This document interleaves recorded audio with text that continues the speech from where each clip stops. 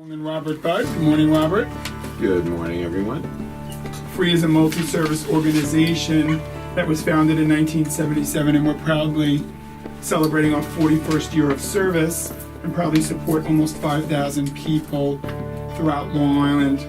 Our mission is to ensure that people of all abilities are maximizing their full potential, and Free has the privilege of doing this by providing a wide range of services, and that's essentially how we help to support people accomplish their dreams, goals, aspirations. The services that we provide include housing, recovery, transition to work, education and youth services, respite, rehab, youth services, and integrated health. Each month we feature a radio show and convene a group of professionals and guest speakers to help us highlight the importance of topics that are relevant to the health and human services and for those people that we are honored to support each day. Today's theme is mental health awareness, and we have the privilege of having a wide range of guest speakers that I am honored to begin our radio show today with our very own Senior Vice President, Anu Arnold. Welcome, Anu. Thank you, Chris. So, Anu, thank you for being here.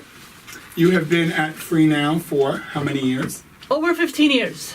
Excellent. So you have a wide range of experience in working with people with mental illness, and I know Free has been a champion with other providers here on Long Island to support mental health awareness. So maybe you could just begin by sharing with us some of the prevalence rates that exist for people with mental illness. Absolutely. Again, good morning, everyone, and thank you for joining us. As it is the National Mental Health Awareness Month, our goal really is to talk about how do we support the individuals that go through this, as well as their family members, which is a key piece lately that we're looking at. And as far as the prevalence is concerned, nationally, there's approximately 1 in 5 adults that experience mental illness in any given year. 1 in 25 experience serious mental illness that interferes in their day-to-day ability to function. That's for the adults. In youths, it's 1 in 5 youths between the ages of 13 to 18 that experience mental illness. Those are the national stats, and obviously there's a lot of different organizations and groups that work to kind of promote how do we meet the needs of these individuals. In New York State, it is estimated that there are approximately 264,000 children and youth ages between 9 to 17 that have mental illness, and 865,000 adults with severe mental illness. Again, as you can see, the rate is more and more prevalent, and the need for services is more and more daunting. Thank you for that summary. And now with those prevalence rates and the increasing number of people that are experiencing mental illness, what services does Free specifically provide to help support people? Free is very privileged, and I believe it's been my honor, along with the rest of the team here at Free, is to say, like Chris said, over the last few years, we have significantly grown our services. So Free offers 24-hour residential services and supports on Long Island for adults with severe persistent mental illness. One of those 24-hour residential program is geared specifically for young adults, and that's located in our Uniondale program. We also have apartment treatment programs, which are, again, individuals that live in an apartment within their own community, either 1 or 2 together, and staff visit them as needed. We also have scattered site supportive housing. The scattered site supportive housing is the most independent level of housing, and about 1.5 years ago, we were privileged to receive a grant where we're offering that service in Brooklyn and Staten Island as well. And finally, in addition to that, in regards to housing, we also have community-based housing for adults who are homeless and also have mental illness. With regards to our day programs, we offer a clinical integrated day program in our old Beth page. The day program is called Terry's Place Pros. So in total, we support about 475 individuals in all housing and about 130 individuals in our Pros program. So when people are interested in accessing housing, because housing, particularly here on Long Island, is a growing concern, right? Access to affordable housing. So how do people learn more if they're interested in such a service? There's a couple of different areas. Obviously, you can go onto the Office of Mental Health website, and that will give you a listing of all providers throughout the entire New York State, but on Long Island specifically, you will contact what's called a single point of access, and they can be contacted at 631-231 3562. They also have a website. That's www.spahousingli.org. And if families are interested in other services other than housing or have a question about anything that you offered today, how could they reach you? They can contact our resource and referral department, and that's at 516-870-7000. And our team there also has information about the other organizations that offer services on Long Island, something that Free might not offer, and they can provide you that guidance. Terrific. Thank you, Anu, for kicking us off today. Thank you. Thank you, Anu. It's a great frame of reference for the rest of our panel this morning. We are honored as a network of organizations to support about 25,000 people throughout Long Island. And that's the Family of Free Network, as we lovingly call it. As Chris mentioned, Free itself serves almost 5,000 people. And so you can imagine that we have an array of needs and an array of opportunities that have to be created when you're touching that many lives.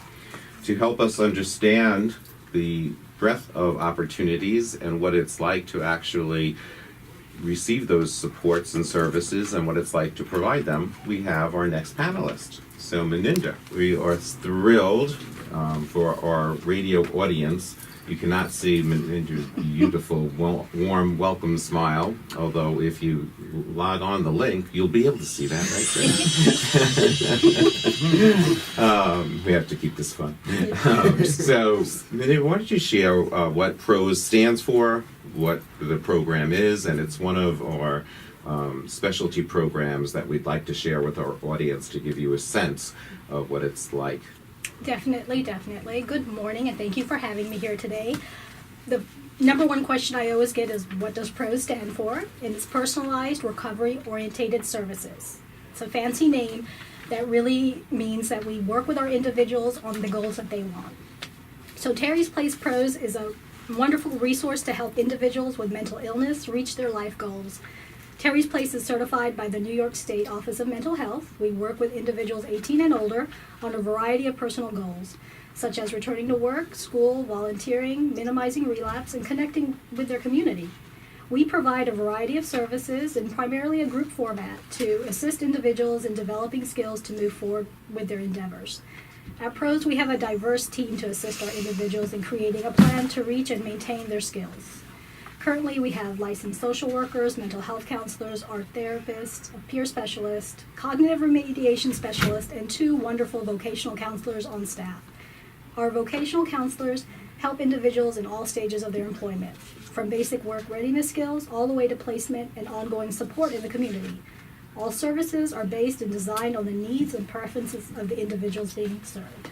Can't stress that enough. We work with our individuals on what they want. That's great.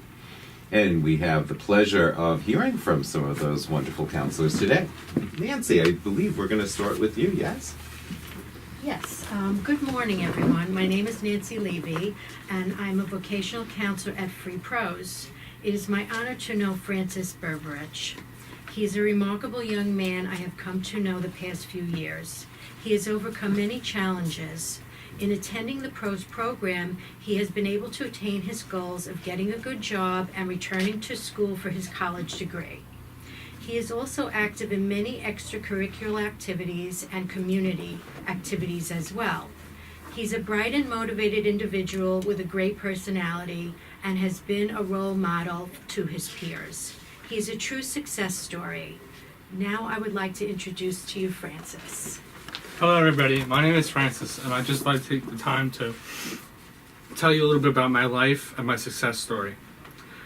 3 years ago, I went away to Paul Smith's College, which is located in the Adirondack Mountains by Saranac Lake in upstate New York. I studied forestry for 2 semesters. It's a small private school in the middle of the woods. I love the atmosphere and the environment, but unfortunately during my 2nd semester, I became very ill. So I took a medical leave from school, because of my mental health status at the time. Taking a medical leave from college was due to the experience of a period of time when I went through a depression, suicidal thoughts, anxiety, psychosis, and a mania, which meant that I couldn't sleep at night. This occurred during my 2nd semester. I didn't feel safe being away. I was isolated, 6 hours away from home. I soon realized that I need to get help. Some of the warning signs that occurred when I was away were: I stopped going to class, doing my homework, secluded myself from my friends and school staff, became unorganized, overeating, drinking, partying, getting bad grades. So I withdrew from school and took a medical leave. I was hospitalized in a psych ward for 2 months. It was a safe place to receive the proper medical treatment, but I felt like I was in jail. I was being watched by the staff 24/7. After 2 long months of finding the right medications, I was released back into the society, where I was sent to an in-hospital day rehab program, but it was not effective at all. So a year after I went through different doctors and therapists at the hospital, one of my high school counselors was in touch with my mom and recommended that I attend Terrace Place Pros program, which is located in Bethpage, New York, which I ended up attending for 1 year, and I successfully completed the program. Terrace Place program helped me better evaluate my situation. The effectiveness of the program allowed me to identify my weaknesses and my strengths. It also allowed me to work on my coping skills to use for my barriers. Some of the best coping skills I learned were listening to favorite music, going for long walks to relieve stress, and talking to my therapist. At the program, I was able to socially communicate with other individuals, in which boosted my self-confidence through group therapy sessions by expressing my feelings and problems that happened each week. At the program, I focused on major goals with my vocational counselors and my other counselors, such as getting a job working part-time, attending Nassau Community College as a full-time student, also completing driver's ed program through Access VR, and this year I found myself a summer job. That's great. Moving on, this year, this is my second year working at Nassau Coliseum. At PROS program, I identified a goal of maintaining employment. I was involved in the employment groups. Shortly after working with my vocational counselor, Nancy Levey, she spent time helping me secure a job at Nassau Veterans Memorial Coliseum. Without Nancy's supporting guidance, I wouldn't be a success. I wouldn't be here giving you my speech. I've been employed as a counter worker for 2 years. I'm just going to tell you a couple of the responsibilities. You must have excellent customer service skills and follow tasks. 2 of the main things you do there as a counter stand worker is serve customers food, drinks such as soda, beer, and snacks. I also have to restock the food items and drinks, making the stand you're working in look organized and presentable for our guests. Now I'm going to tell you a little bit about my school life currently. This is about my 3rd or 4th semester at NASA. I just completed. I have a 2.95 GPA, which is going to go up since the semester's over, so it should be a 3.0. I'm fluent in basic level 1 American Sign Language.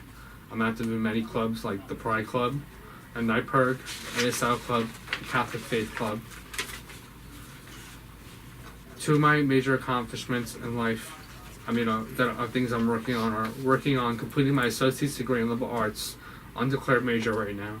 I have another year and 1 semester left before I graduate from community college. My aspirations: I would like to go into the environmental sciences sustainability major in the future and be an advocate for people of all ages who suffer from mental illness and disabilities. I want to use my leadership skills I learned in Boy Scouts and make an impact on this earth in some way, shape, or form one day. Some of my achievements in life: I'm an Eagle Scout, which is the highest rank in the Boy Scouts of America. I'm a disability/mental health advocate. I'm also a member of Operation Splash. Some of my barriers that I've overcome in life is having ADHD, being diagnosed with bipolar disorder recently, and suffering from depression. Thank God I don't have to take my ADHD medication because I learned how to focus in class on my own without using meds, and now I can use my coping skills instead. And to end it off, if there's any advice I can offer anybody out there in the world who feels alone or is struggling through their problems, take this advice to your heart, because I really mean it from the bottom of my heart. If there's any advice I can give adults and teens about my experience, is you're not alone, and getting help is the first step in succeeding combating mental illness. Taking your meds and going to therapy will help you. But in the long run, you need to not be isolated. You need to be social and have friends and make each day a positive day. Because no one's perfect and life goes on. Lastly, don't be afraid to get help, because that's the only way you can become a stronger person, by admitting you have an issue. Thank you for having me on this show, and I appreciate this time. Francis, that was wonderful. Thank you so much. Your candor and you truly, I'm sure, have inspired many of our listeners to either receive help, or if they are receiving help, to know that there can be a very bright future. Congratulations on your many successes. And as far as your goal for being an advocate, I think you've officially just launched a wonderful career in doing so. Thank you. Congratulations. Thank you. Samantha. Good morning, everyone. My name is Samantha Wolf, and I'm one of the vocational counselors at Terry's Place Pros. I've had the privilege of working with our special guest, Zakk Roche, over the past 6 months, assisting him with obtaining employment. Since 2014, Zakk has made tremendous strides. He is currently working at Stu Leonard's in East Meadow, working as a culinary assistant. When Zakk began attending pros in 2014, he was very resistant to receive treatment. Fast forward to 2018, Zakk demonstrates leadership, courage, and perseverance. He is known as an advocate for his peers and is a true role model. With Zakk's accomplishments thus far, Zakk is determined to become a peer mentor this coming fall to support those on their road to recovery. I'd now like to introduce to you Zakk Roche. Hi, my name is Zakk. Good morning, Morning. Zakk. How are you guys? Wow. Doing well and being very inspired this morning, I must say. So, Zakk, share your story. Well, when I was younger, I grew up in a single. I was the only sibling. Didn't have any brothers or sisters. My dad had abandoned me. I lived with my mom, and I was very stuck inside myself. I didn't understand. I lacked a lot of social skills. Academically, I could keep up, but I was held back in first grade due to social inequalities, per se. I couldn't match up to what others were doing. And about 8 years old, I could have said you could have diagnosed me with bipolar. I was ultra aggressive. I was throwing desks. I was getting physical. I was yelling. I was becoming a threatening figure. And over the next 4 years, I told my mom I was depressed. I felt something was wrong. I deep down knew something was not right with me. I wasn't like everybody else. And at 12 years old, I ended up going to my first one of 6 psych ward visits. And they didn't really do anything. They treated me for the depression, but I wasn't depressed as much as I had the bipolar. So I was finally diagnosed, and because of my actions and how I acted out, I was severely bullied for 15 years, and that didn't help at all. I became very to myself. I isolated. I thought I could handle things. I could take the world on myself, and it was a very bad decision. Me and my mom got into a lot of quarrels, and unfortunately, me being who my bipolar was determining who I would be at the time, made me get physical with her. I would destroy furniture. I'd throw her around. I had cops on me a lot, bringing me to the psych wards. Sometimes they let me go. Around my neighborhoods, I was getting into a lot of fights. I had a reputation. They called me Crazy Zakk. I was just this monster of a person. I wasn't living life as I should. And when I hit 15, I was put into BOCES, in Wantagh. It's called Rosemary Kennedy, and it's designed to help people, children with mental illness. But that didn't really help me because I still wasn't ready to take the help. I still thought, I can do this. When I was 18, I moved into a group home for a year and a half, and I had learned a lot. After that, I moved back in with my mom, after thinking everything would be good. I was attending college, and unfortunately, I made some poor decisions and failed to realize or utilize any of the lessons I had learned from high school and the group home. I was attending Terry's Place, and I wasn't, as Sam said, I wasn't using any of the groups. I would yell at the staff. I'd get very violent. I would make big scenes. And through free, I was able, as was mentioned before, I live in the Uniondale house. And that structure, as much as I disliked it at the time, has done me wonders, as well as attending program. At first, I would skip groups. I didn't care. I wanted to do what I want to do, but slowly but surely, I realized I was spiraling out of control. So I started sitting through maybe just 20 minutes of a group instead of 5. And skip a few years, I started doing more and more to benefit myself. And I realized, after making all this progress, going to my groups fully, being able to talk to people, having social skills I never had, why should I just enjoy this when I can spread it to others? Why not show them that there's hope? My message is that no matter what you go through, you just gotta have a little bit of hope. There's always a way out. There's the positives and the negatives. That's any part of life. Mhm. But if you don't try to, acknowledge the negatives, but compare them to the positives and outweigh the negatives with the positives. And because of that, I was able to get a job at Stu Leonard's. And at first I was panicking because I'm very hard on myself. I'm always bashing myself. That's still an issue I face today. And my bosses would always tell me, no, you're doing fine, you're just learning. And skip forward a month and a half, one of my bosses will walk by me, smile, and just say my name for no reason. He'll just keep saying my name, which my full name is Zachariah. And he likes that. So through the progress of my housing and through pros and through having something that's I find very rare is a supportive family, I was able to make my pushes and be able to be in the state I am now and be happy for the first time in my life. Congratulations, Zach. That, again, your candor and sharing a very, very challenging journey is inspirational. And I thank you for sharing that with not only us, but our audience. Thank you. So you both are wonderful success stories, both different journeys, but I think you both capture some very important lessons that we, as an organization that is rooted in the concept that we all have potential, we all have a bright future once we connect to that potential, and that it's our collective job to be able to find what we're passionate about and to be able to speak our individual truth, and that we are here to support each other in that journey. So I thank you both. Oh, I for actually sharing. forgot one thing. Yes. My main goal in life is to be a motivational speaker Ah. to the crowds. Well, you are on your way. I think you both You Both have of us are on that way. That's right. You have it The down dynamic pat. duo. Go ahead. I think you can should speak afterwards about maybe doing this as a Sideshow. That's awesome. That's wonderful. Thank you so much, both of you. So we also just want to mention that this concept of the realization of human potential was part of our founding values over 40 years ago.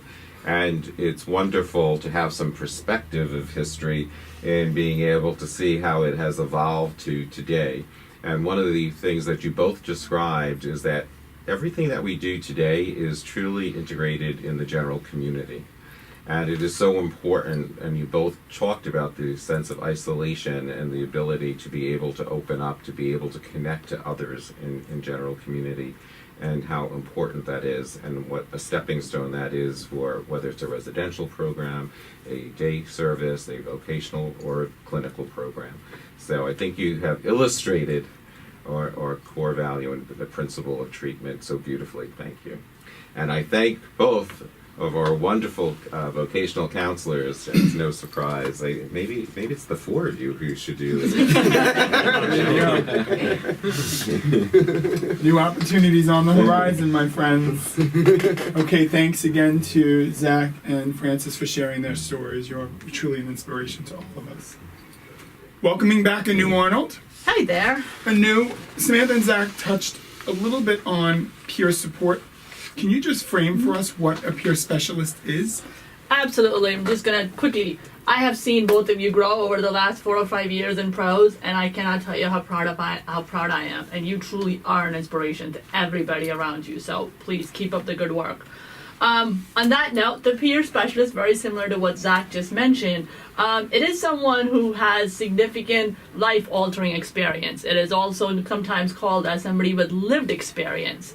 And peer specialist over the last 5 to 6 years within the Office of Mental Health, and now also in the other disability movements as well, has truly become a movement. And it is all about how someone in recovery can help other people who are going through some difficult times. Exactly what Zakk and Francis said about what they can do to help support someone else and kind of bring them up and bring them out of their isolation and help them realize that there is light at the end of the tunnel. How do people learn more about becoming a peer specialist? There is a academyofpeerservices.org. They have two ways of becoming a peer specialist. One is an online training, and that online training offers all the courses, it offers all the exams. It is a real certificate, so it does have some coursework that needs to get done. And then the other option is for somebody who already might have had a work experience. Again, it's listed on the academyofpeerservices.org, and if you've had that experience in having different vocational opportunities, then that can also be applied to the courses that you can take and become a certified peer specialist in New York State. Terrific. Excellent. Thank you for that. Yep. I have been working in this field and have had the privilege of working with people that are differently able for over 30 years. And the system continues to evolve and change. Can you share with us a little bit about what the future design of the system will look like for people with mental health needs? Absolutely. Again, the system is evolving, and like I said, I think there is a lot of work that still needs to be done. But one of the core things that has been recognized over the last few years is the concept of looking at person as a whole. We cannot distinguish a person's mental health from their physical health. If a person isn't feeling well physically, they're not going to be able to manage the symptoms that occur within their mental health scope. So this whole concept of integrated health has become, again, a bit of a movement, and most organizations at this point, and even the hospitals, are looking at how do we look at the person as a whole. As Robert mentioned, Free has a family of network, and one of the organizations within that network is Skills Unlimited, that's based out in Oakdale. They have an Article 31, which is an outpatient mental health clinic, and we have begun a partnership with a hospital system in Suffolk County where we have a mobile van with doctors, with PAs that comes to the site once a week right now and actually provides physical health services to the people we support in the clinic and within the organization altogether. This again helps with the coordination of care, so the providers of mental health services and physical health services are sharing the data that one person and the individual isn't having to talk about physical health issues versus mental health issues of 10 different people. And that could be a benefit to all of us. Absolutely. Millions of Americans are facing the reality of living with mental illness, and it is so important that we come together as a community that cares to fight the stigma, change policy, educate the public, and continue to work on behalf of those we're privileged to serve. What is Free doing to celebrate mental health awareness and to help people? There's a lot of events, not just with Free, but all across Long Island. But with Free, I am very proud to say that last Friday we held our behavioral health symposium at Malloy College in Farmingdale. And our keynote speaker was Lucy Weiner. She was somebody who was a resident at Kings Park when it was still in an institution, and now she's done a movie about Kings Park and the people who were there. We also had several different panels and a training, so it was a great event. There's NAMI that's doing a lot of different celebrations, a lot of different events throughout Long Island. Anytime that you're interested, please go to Family Res's website. Terrific. We thank you. We thank all of our guests for being a part of our day today, and let's continue to expel the myths and reaffirm our commitment to support people with mental illness and to increase access to treatment and to let people know they are not alone, as Zakk so beautifully stated. Thank you for being a part of Speaking Free. We'd like to thank our partner, K98.3. Thank you all. I just want to add a personal note of gratitude. We've started this particular day off that is beautifully filled with sunshine and in a very inspirational manner. And hopefully your message continues to be shared, and by way of this show, but also by way of all the speaking engagements I know are in your future. We thank you, and we're very motivated and humbled by your stories. Thank you all again. Thank you.